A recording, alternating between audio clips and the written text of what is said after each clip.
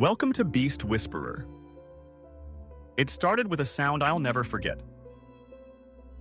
Not a roar, not a growl, just a faint, high-pitched whimper, like a baby crying through layers of mud. I was walking the marsh path behind my cabin, a narrow stretch of land I only used when I needed to clear my head. That day the sky was low, gray like bruised skin, and the air smelled like wet earth and old roots. The kind of day that makes you feel like the world is holding its breath. I thought I was imagining it at first, that whimper. Maybe it was a bird or just the wind cutting through the reeds, but something about it pulled at me. It had that unmistakable tone, desperation, pain, a sound that doesn't come from instinct alone, but from a will to survive. I pushed through the overgrowth deeper into the swamp than I usually dared to go. The ground got soft fast, sucking at my boots. And then, I saw it. At first, I thought it was a dog. Small, soaked in mud, flailing in a shallow pool that had the look of a trap. Black water thick as oil, edges slick with moss and rot. But as I stepped closer, my breath caught. It wasn't a dog. It was a leopard cub. Its coat, once golden with black rosettes, was matted and dark. The poor thing had been stuck there for hours, maybe all night. One paw was twisted under, the other flailed helplessly at the muddy edge. Its eyes met mine, and something shifted in my chest. You'd think fear would be the first reaction. After all, it's a predator. But in that moment, there was no fear. Just this shared, silent knowing between us. It was a life fighting to stay alive, and I couldn't walk away from that. I knelt down slowly, murmuring nonsense under my breath, as if the tone alone would calm him. The mud was cold, deeper than it looked, and the suction nearly tore my boots off. I crawled in until I could reach him.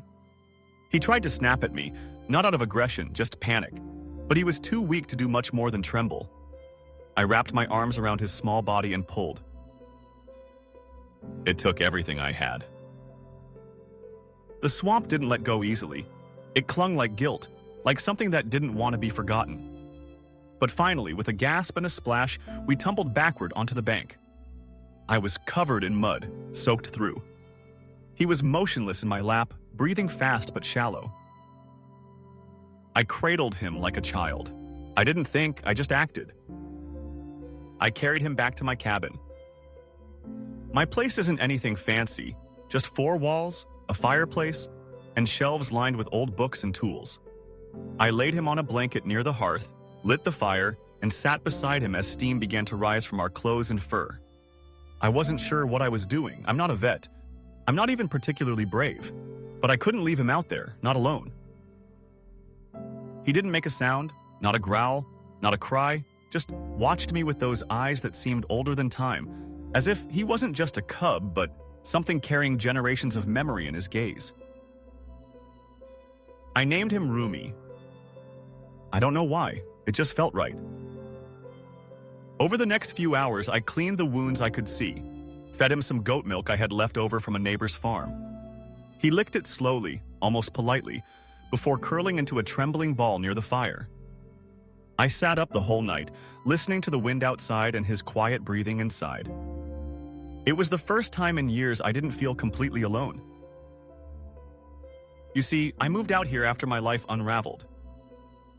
Divorce. A job I lost because I spoke out against something I shouldn't have. Friends who vanished when the tide turned. I wasn't running away. I was just tired. Tired of people, of masks, of the noise. Out here, it was just me, the trees, and silence. But now, there was him. In the days that followed, Rumi slowly gained strength. He limped, but he moved. He hissed at first, then eventually tolerated me. I'd leave food near him and sit across the room reading aloud. I'm not sure why I did that. Maybe to fill the space with something soft. Maybe I thought my voice would help him heal too. One morning, I woke to find him at the foot of my bed watching me sleep. He didn't move, just watched. Not with hunger, with something else. Recognition, maybe. As if he knew I saved him, and more than that, he accepted me. Over the weeks, a strange bond formed. I never tried to cage him, never put a collar on him. He was free to go at any time. And yet, he stayed, slept near the fire, followed me when I collected firewood, sat with me on the porch as the sun went down. Silent, present, alive. People don't believe me when I tell them a leopard cub saved me too. But he did. There's something about caring for another living thing that cracks something open in you. I had built walls around myself so thick, not even memories could get through. But Rumi didn't care about my past. He didn't ask for explanations. He just showed up every day with raw honesty. That's the thing about animals. They don't pretend. And then came the day I knew was coming, but dreaded all the same. It was early morning, mist on the ground. Rumi had grown stronger, bigger, almost too big to be in a human's house. He stood at the edge of the porch, nose lifted to the air. Something had shifted. I could feel it. He turned to me one last time, and I knew. It was time. I didn't say goodbye, just nodded. That was enough. He disappeared into the trees. And I thought that was the end. But 2 weeks later, I heard a commotion just beyond the marsh. Crows. Movement. Something was wrong. I followed the sound, heart pounding. When I reached the clearing, my knees gave out. There, lying in the grass, was Rumi, bleeding, gashes across his side, breathing shallow again, like the day I found him. But beside him was another leopard, a larger one, and under her body, 2 tiny cubs. She growled when she saw me weakly, but didn't attack. She was dying. They both were. Poisoned, most likely from the baited traps poachers leave in the hills. My stomach twisted with rage and helplessness. Rumi had brought his family to me. He remembered. He trusted me, not just with his life, but with the lives of his own. I acted fast. I built a shelter out back, fed the mother water through soaked cloth, cleaned the wounds. I did everything I could. Rumi never left her side, not once. Even when I approached, he didn't growl. Just looked at me, silently, as if to say, "You know what to do." They didn't make it. Not the mother, not Rumi, but the cubs did. And I raised them, not as pets, as wild things. And when they were strong enough, I let them go too. Into the hills their father once came from. Sometimes I still see their shadows at the edge of the forest, hear soft rustling as they pass, and sometimes, just sometimes, I hear that same whimpering sound.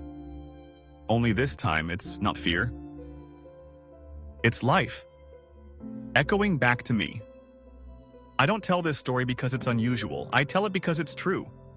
We like to think we're the ones doing the saving, that our compassion is a one-way street. But the truth is, the moment you open your heart to something beyond yourself, to something wild, raw, and unspoken, you don't just save a life. You get your own back, piece by piece. Not with noise, not with words, but with presence, with trust. With the silent bond that passes between 2 beings who have both survived something and still choose love over fear. Rumi taught me that, and I carry it with me every day,